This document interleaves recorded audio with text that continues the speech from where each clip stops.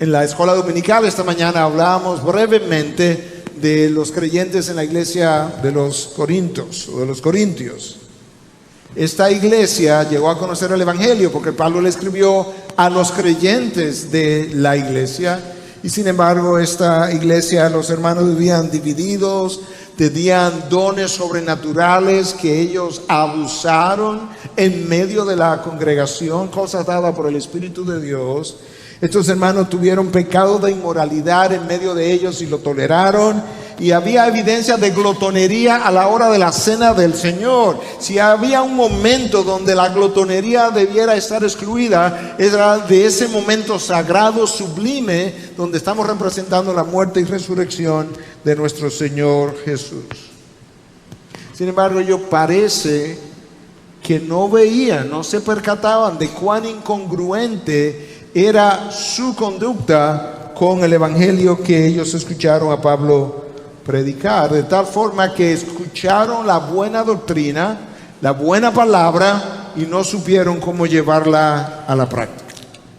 Entonces, para abordar ese tema, yo quisiera ver en esencia tres puntos. El primero es más o menos obvio, y quizás en una iglesia como esta no fuese necesario explicar una vez más brevemente lo que el evangelio es, pero yo no quiero asumir que todo el que está aquí en esta mañana realmente lo entiende, de manera que eso es lo primero que vamos a hacer, y es entender plenamente el evangelio. En segundo lugar, cómo se vive una vida transformada por el evangelio. Y en tercer lugar, algo que quizás muchos no piensan, pero cómo enfrentar exitosamente retos específicos que se presentan al vivir el evangelio en lo que en el inglés llaman the marketplace, o en el lugar de trabajo, o en la vida de negocios. Cómo enfrentar y conquistar dichos retos. A lo largo de mi vida, y sobre todo en los últimos 10 años, 15 años, yo he oído mucho más del evangelio que lo que yo lo he visto.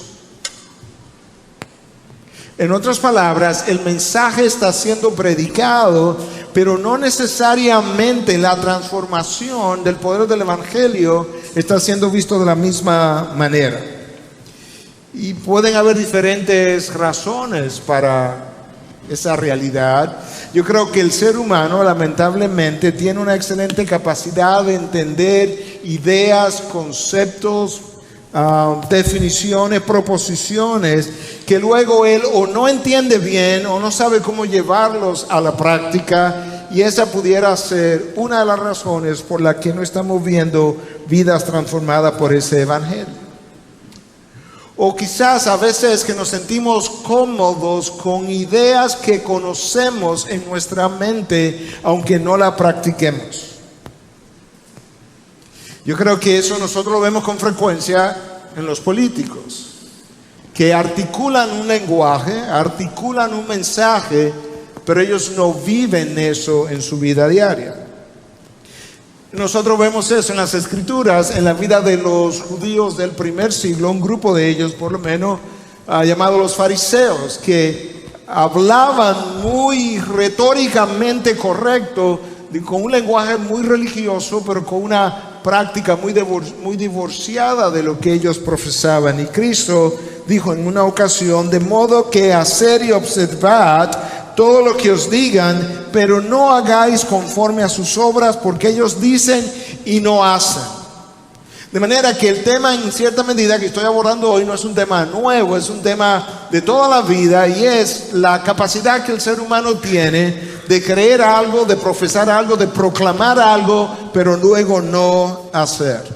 Yo creo que, una vez más, con toda probabilidad, todo el que está aquí, o la gran mayoría que asiste a esta iglesia, debe entender lo que es el evangelio. Pero, dado el énfasis tan marcado que se ha hecho en los últimos años acerca de los beneficios que el hombre deriva del evangelio, yo creo que a veces en los beneficios hemos perdido el contenido del evangelio. ¿De qué se trata? Yo creo que es posible estudiar, comprender incluso grandes doctrinas del evangelio o de la palabra de Dios y relegar el evangelio a un segundo plano. Doctrinas profundas, significativas, importantes, necesarias, que la entendemos y la proclamamos, y al mismo tiempo relegar el Evangelio a un segundo plano. Y la razón por la que yo entiendo que eso es posible es porque uno de los pecados de la iglesia del siglo XX y XXI es justamente ese. La iglesia de nuestra generación es culpable de haber relegado el Evangelio a un plano secundario y haber echado mano entonces a ciencias sociales, a psicología, a sociología, estrategias de hombres para construir, ampliar y edificar la iglesia. Y yo me he hecho preguntas como esta: ¿es posible que 20 siglos de predicación de la obra redentora de Cristo no hayan sido suficientes para fortalecer, establecer firmemente el Evangelio en el corazón de la iglesia? ¿Es posible 2000 años de historia? ¿Es posible que generaciones anteriores tuvieran mayor facilidad para entender lo que el Evangelio es que la generación actual? Que la generación que tiene más recursos, más audiovisuales, más globalizada que en cualquier otro tiempo de la historia, tenga mayor dificultad en entender el corazón del Evangelio que alguna de las generaciones anteriores. ¿Es posible eso? Y obviamente lo es, porque ha pasado. Yo creo que nosotros hemos perdido de vista que el Evangelio, en primer lugar, es la obra de Dios en y a través de la persona de Jesús, y luego a través de la redención del hombre. Obviamente ese es el propósito del Evangelio, ese es el fin del Evangelio, pero es la obra de Dios a través de una persona, de tal manera que la centralidad de la cruz y la centralidad de la resurrección representan el corazón del mensaje. Y muchos que afirman esto no necesariamente hacen de la cruz y la resurrección la centralidad del mensaje y de su vida. De hecho, hay evidencia histórica de que la iglesia del siglo I se levantó sobre el mensaje de la resurrección de Cristo después de la muerte en favor del pecado de los hombres. Y en su lugar, la iglesia, dependiendo de la localidad donde ha estado, ha ido sustituyendo el Evangelio y su poder por otras estrategias. Por ejemplo, en el sur global, que es donde nosotros estamos, donde América Latina está, la guerra espiritual desplazó la proclamación del Evangelio.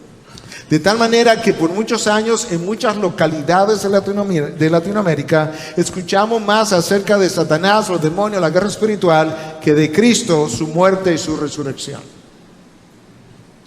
Paul Washer, en uno de sus libros, dice: uno de los más grandes crímenes cometidos por esta generación de cristianos es la negligencia del Evangelio, y de esa negligencia se derivan todos los demás males de la iglesia.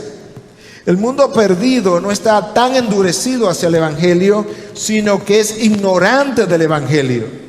Porque muchos que proclaman el Evangelio son ignorantes de sus verdades más básicas.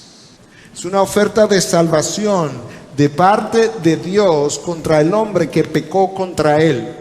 La razón por la que estoy enfatizando que el hombre pecó contra Él, y de ahí la necesidad de la oferta de salvación, es porque muchas veces en la presentación del mensaje pasamos por alto la santidad de Dios, que fue violada y que necesita entonces ser reivindicada. Dios entonces decidió en su misericordia no condenar a toda la humanidad, y nos envió a su Hijo a cumplir la ley que había quedado sin ser cumplida o había sido violentada por el primer Adán.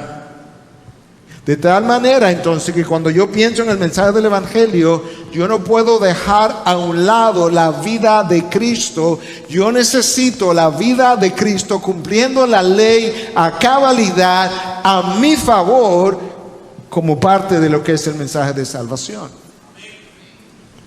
En segundo lugar, habiendo cumplido la ley a cabalidad eso califica a Cristo para ir y ofrecerse en sacrificio por el pecado de la humanidad. Si Cristo hubiese violado la ley, no hubiese cumplido la ley, hubiese quedado inmediatamente descalificado para ofrecerse como el sacrificio perfecto, lo cual obviamente no ocurriría, pero Él necesitaba llenar la ley. De manera que yo necesito la vida de Cristo a mi favor, yo necesito la muerte de Cristo a mi favor, y yo necesito la resurrección de Cristo, que es lo que garantiza todas y cada una de las promesas que el Redentor ha hecho. De tal manera que el mensaje del Evangelio, de una u otra forma, tiene que contener o entender, por así decirlo, que la santidad de Dios fue violada y fue reivindicada cuando Cristo vino y cumplió la ley a cabalidad. El mensaje del Evangelio enfatiza con la muerte de Cristo en la cruz, la muerte de la segunda persona de la Trinidad, del Hijo de Dios, la seriedad del pecado que Dios Padre prefirió, es la palabra que estaba buscando en mi mente, clavar a su Hijo amado desde toda la eternidad en una cruz antes que pasar por alto el pecado de los hombres. Eso habla de la seriedad del pecado. De tal manera que ahora, cuando yo pienso en el Evangelio, pienso en la persona de Jesús, una obra de Dios en y a través de la persona de Jesús, que cumple la ley, que muere en favor del perdonando el pecado de los hombres y en favor nuestro, y que resucita para garantizar las promesas que Él hizo. Escucha lo que el apóstol Pablo dice a los Corintios en la primera carta, en el capítulo 15, en los primeros versículos. Ahora os hago saber, hermanos, el Evangelio. Os hago saber el Evangelio. ¿Qué es entonces, Pablo, eso que me está haciendo saber? El Evangelio que os prediqué, el cual también recibisteis, en el cual también estáis firmes, por el cual también sois salvos, si retenéis la palabra que os prediqué, a no ser que hayáis creído en vano. Porque yo os entregué en primer lugar lo mismo que recibí, que Cristo murió por nuestros pecados conforme a las Escrituras, que fue sepultado y que resucitó al tercer día conforme a las Escrituras. Pablo se propone pasar a los corintios el mismo evangelio que él recibió, con la misma pureza, sin cambiarlo, sin alterarlo. Y a la hora de hacer eso, Él les da dos eventos históricos como dos portalibros: la cruz de Cristo y la resurrección de Cristo. Eventos históricos comprobados por las Escrituras, conforme a las Escrituras. Y eso nos ayuda a entender a nosotros cuál es el corazón del mensaje que nos trae salvación. Pero Pablo les dejó ver que él estaba entregando algo que él había recibido, y de esa manera esta generación de predicadores y maestros tiene que garantizar que a la hora de entregar el Evangelio debe entregar el mismo mensaje que nosotros hemos recibido en las Sagradas Escrituras, sin adulterarlo, sin cambiarlo, sin diluirlo, sin desplazarlo a un segundo plano. Esa es parte de nuestra responsabilidad. Los que predican esta verdad predican el Evangelio, independientemente de cualquier otra cosa en la que puedan confundirse. Pero el que no predica la expiación, independientemente de cualquier otra cosa que declaren, han perdido el alma y la esencia del mensaje divino. Los que no predican el sacrificio sustitutivo que Cristo murió en lugar nuestro, y el sacrificio penal que Cristo pagó por nuestros pecados en la cruz, han cambiado, han trastornado el corazón del Evangelio. Ese es el mensaje. Ese es el mensaje que yo quisiera ver hoy. ¿Cómo es que se vive ese mensaje? ¿Cómo es que se supone que luzca una persona que ha sido transformada por el poder del Evangelio? Nosotros hablamos mucho del poder del Evangelio, y el Evangelio es el poder de Dios para salvación. Pero ese es mismo Evangelio en su poder que continúa santificando al creyente. Entonces, ¿cómo se vive el Evangelio? Bueno, si yo quisiera dar una pincelada rápida, yo pudiera decir, bueno, si tú lees el Sermón del Monte, tú lees las bienaventuranzas, tú tienes una idea de cómo luce una vida transformada por el Evangelio? O yo pudiera decirlo de otra manera, y lo vamos a ver un poquito más adelante. Si tú lees el libro de los Hechos, capítulo 2, capítulo 4, tú tienes una idea de cómo luce una vida transformada por el Evangelio. La iglesia era de un corazón y de un alma. ¡Wow! ¿Qué hizo eso? El poder del Evangelio. Si tú lees las cartas de Pablo y llega al libro de Gálatas y lee el fruto del Espíritu, tú tienes una idea de cómo luce una vida transformada por el Evangelio. Si tú prestas atención a las enseñanzas de Cristo, cuando Él dijo, aprended de mí, que soy manso y humilde, eso te da una idea de cómo luce una vida transformada por el Evangelio.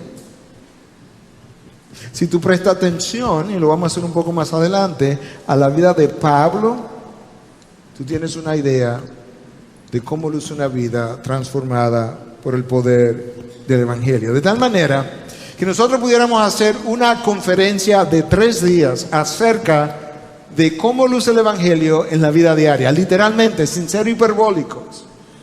Y estamos tratando de hacer eso en menos de 1 hora que ya nos queda de exposición. Nosotros tenemos historias, ilustraciones, ejemplos a lo largo de toda la Biblia para explicarnos o ilustrarnos cómo luce una vida transformada por dicho poder. Pero hay obstáculos, yo creo, que nos dificultan verlo. Hay obstáculos en nuestro camino que nos dificultan ver cómo se supone que luce esa vida y yo ver si la mía realmente luce como debiera lucir. Y uno de los obstáculos, no el único, quizás el primero, es que a veces no entendemos los componentes del Evangelio. Yo voy a mencionar algunas cosas otra vez. Por otro lado, nosotros vivimos en una sociedad, quizás como nunca antes, más individualista que cualquier otra. La sociedad moderna ha adquirido una serie de cosas para vivir que le hacen cada vez menos necesario vivir en comunidad. En los tiempos de Cristo eso era impensable. Usted tiene las parábolas. A medianoche se me acabó el pan, me llegó un visitante y yo iba al vecino y le decía que me consiguiera pan, porque ellos entendían que ese invitado era un invitado no de esa casa sino de la comunidad. Es como sufrir vergüenza ajena. Y tú no puedes vivir el Evangelio si vives una vida individualista. Yo creo que también nosotros nos sentimos muchas veces satisfechos conociendo la verdad sin vivir la verdad. Como que hay un ejercicio mental que es como ir al gimnasio y hacer ejercicio y sudar y sentirnos como, wow, yo sí me siento bien hoy. Yo creo que eso mismo ocurre cuando hacemos como un gimnasio mental. Pero si nosotros no vivimos el Evangelio, estamos negando el Evangelio. Yo decía que hay componentes del Evangelio que nosotros como que no vemos. Y si esos componentes lo viéramos y entonces tratáramos de duplicarlos o de copiarlos, quizá pudiéramos lucir mejor el Evangelio en la vida. Pudiéramos no solamente predicar un mensaje, sino vivir un mensaje. Si tú piensas en la vida de Jesús, recuerda que yo comencé diciendo que el Evangelio es la obra de Dios en y a través de la persona de Jesús. Si tú piensas en su vida, ¿dónde Él comienza? Él comienza con una humillación porque consideró el no ser igual a Dios como algo a que aferrarse y se hizo hombre. Esto es parte de ese mensaje. Copiemos eso. Detrás del Evangelio hay un componente de sacrificio. De alguien que no vino a ser servido, sino a servir. Él no solamente vino a morir, Él también quería que yo supiera que antes de morir, Él vino a servir a los hombres.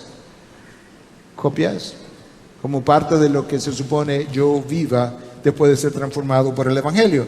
Hay una sobredosis de gracia, que la palabra llama gracia sobre gracia, como parte del Evangelio. Y de esa manera, cuando yo me relaciono contigo y tú me hieres y yo te hiero, nosotros tenemos que actuar, vivir la gracia sobre gracia, porque así me ha llegado la salvación. Si tú analizas el mensaje del Evangelio, hay un perdón incondicional hacia los hombres. Y Dios quiere que a la hora de yo ir a vivir ese mensaje, cuando yo viva y conviva con los hombres, cuando yo viva y conviva con mi esposa, yo extienda un perdón incondicional, porque ese es el mensaje que a mí me ha salvado.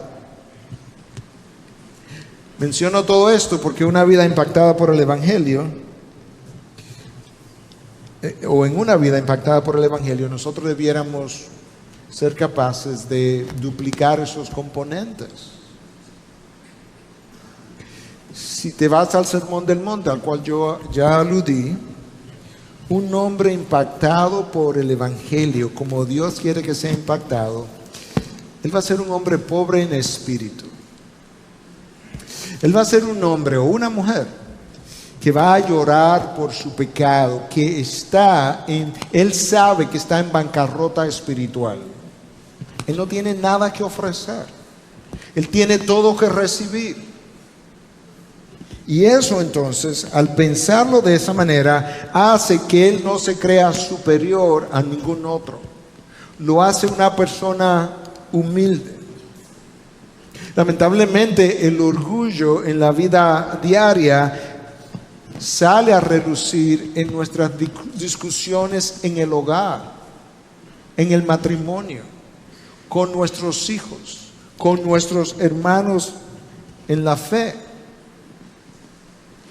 Pero cuando el Evangelio, realmente cuando tú entiendes lo que Cristo hizo, cuando tú entiendes cómo es que este Redentor te perdonó, siendo tú y yo un pecador como lo éramos y lo continuamos siendo, tú comienzas a entender entonces que tú y yo no tenemos razón alguna para el orgullo del corazón.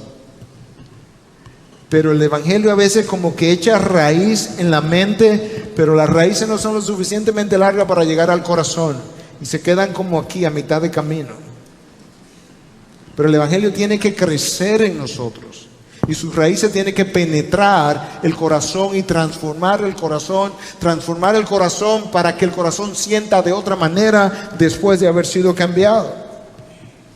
El hombre verdaderamente impactado por el Evangelio, como yo mencioné, es un hombre que llora por su pecado, es un hombre pobre en espíritu. Ese hombre es un bienaventurado. Makarios es la palabra en el original. Es feliz, está contento, está satisfecho, porque esa condición lo lleva a sentirse o a ser bienaventurado. El afán por ser el primero, ser lo máximo, tener la razón, tener la última palabra, todo eso se da en un hombre que es pobre en espíritu. No tienes que ganar el argumento. No se trata de eso. Se trata de vivir el Evangelio, porque el Evangelio te hace manso y humilde y no polémico y argumentativo. Uno pudiera decir, bueno, pero yo no he tenido problemas en la iglesia. No, en el hogar, con tu esposo, con tu esposa, con tus hijos.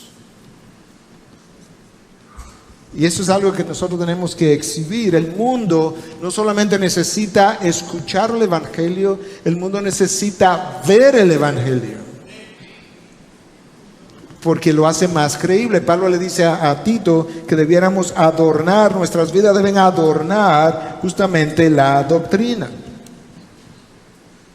Recuerda, cada vez que tú pienses que, bueno, uno se humilla hasta un punto, pero llega un punto en que ya no podemos seguir humillándonos, recuerda dónde Cristo comenzó. Cristo comenzó en el tope, ya no podía subir más. Y yo quiero enfatizar eso, porque cuando Cristo comienza a descender la escalera para hacerse hombre, tú tienes que mantener en mente que Él comenzó en el tope y comenzando en el tope llegó hasta lo más profundo, hasta inclinarse y lavar los pies de aquel que lo iba a traicionar. Hasta ahí llegó el Señor Jesús en su humillación. Por más que yo me humille, no importa si yo replico lo que Cristo hizo, incluyendo el ir a la cruz, jamás yo puedo compararme con lo que Él hizo, porque cuando Él comenzó en el tope. Cuando yo comienzo a descender, yo comienzo en el escalón más bajo. De manera que yo no tengo límites. Pastor, pero es que Cristo era Dios hecho hombre, no me compare con Él. Ok, te voy a comparar y a mí con Esteban. Te están apedreando. Y Esteban, completamente transformado por el Evangelio, repite las palabras de Cristo en la cruz: Padre, perdónalos, porque no saben lo que hacen. El Evangelio en el corazón de una persona hace a ese corazón misericordioso, no rencilloso ni rencoroso. Él es un pacificador por definición.